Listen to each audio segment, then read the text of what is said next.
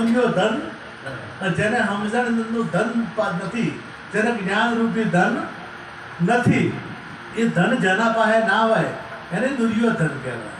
ઘરમાં આપણે બધા હરખા નહીં હોતા, બધાના વિચારો એક સરખા હોય ના, બધાના વિચારો અલગ અલગ હોય. તો ઘરમાં જો કદાચ એકતા રાખવી હોય તો ઓજા લેટ ગો એટલે જાતું કરવું પડે. અમુક વાતો જો આપણે જાતી કરે ને, પણ અત્યારે શું છે, હવે જો ઘરમાં હાહુ બહુ અત્યારે નવા વિચારોની વહુ આવે અને હાહુ હોય એ જૂના વિચારોના હોય. એને કે અમે તો પાણી ભરે હેડીને પાણી પાણી ભરવા જતા, હવે પાણી ત્રણતા હતા, અમે 4 વાગે ઉઠીને દળનું દળતા હતા, પીલી કઈ તો એવું જ ના હોય. તો કે તમારા ભોગ તમે કર્યું એમાં મારે છે. એટલે હવે એ કપડા એને જૂનો પહેરતા હતા, એ રહી કઈ પહેરો આ પહેરી, એટલે પણ તમારા જે જૂનો છે એને નવા હારી શેર થવું પડે. જો એ વિરોધ કરવા જોઈએ કે તમારા આવું ના પહેરાય, તમારા પંજાબી ના પહેરાય, તમારા પેન્ટ ના પહેરાય, તમારા આ ના પહેરાય, જો આવું કહેવા જોઈએ ને, આ તો પેલું જૂનું પહેરવાનું જ નથી. તમે ગમે તેમ કરશો એટલે તમે વધારે દમણ કરશો એટલે ડખા થવાના ને થવાના. એટલે અત્યારે જે રીતે રહેતા હોય, અત્યારનો જે જમાનો છે એ જમાના પ્રમાણે, અત્યારે વસ્ત્રો પણ જમાના પ્રમાણે આવું પહેરતા હોય છે. એટલે આપણે જો વિરોધ કરી દબાવા કરીએ તો કોઈક દાડો ભડકવા થાય. એના કરતાં આ જમાના હાથે સેટ થઈ જાવ, આ સમજણ કહે છે.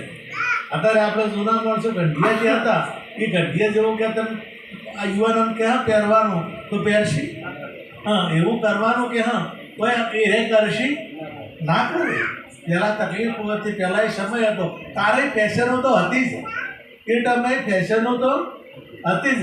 ગંઢીએ 50 વર્ષ પહેલાં 60 વર્ષ પહેલાં ફેશન તો હતી જ, પણ એ જમાનામાં એ સમયની ફેશન હતી. 100 વર્ષ પહેલાં ફેશન હતી, પણ એ સમયે એ સમૂહનાની ફેશન હતી. આ તો જમાનો બદલાતો જાય, સમય બદલાતો જાય એમ ફેશન પણ બદલાતી જાય. એટલે અત્યારે આપણે આ સમય સાથે સમજણ હોવી જરૂરી છે. વસ્ત્રો તમે પેન્ટ પહેરો, બુશર્ટ પહેરો, પંજાબી પહેરો, ફરતું પહેરો કે દેશી ઘાઘરા પહેરો, ગમે તે પહેરો, આપણા સમજણ હશે તો બધું હમું રહેશે. સમજણ જોઈશે. મુખ્ય શાંતિ માટેની જો કદાચ મને ભાઈએ પૂછું તો કે શાંતિ શેમ છે, મેં તો સમજણ. જો સમજણ ના હોય તો કોઈ દાડો શાંતિ આવે નહીં. સમજણમાં જ શાંતિ છે.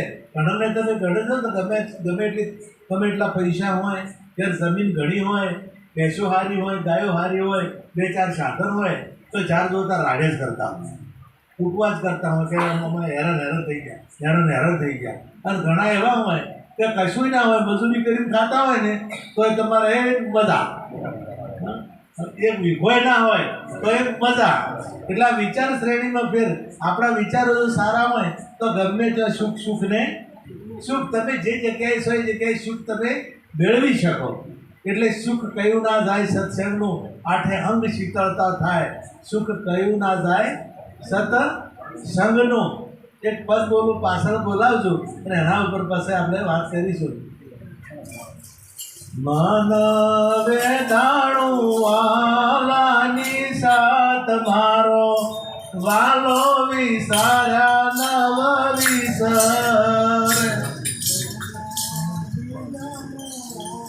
માની સાથ મન વિધાણો, વાલાની સાથ મારો, વાલો વિસાર્યા નવ વિસો. આઠે પોરે ઓળંબા મારા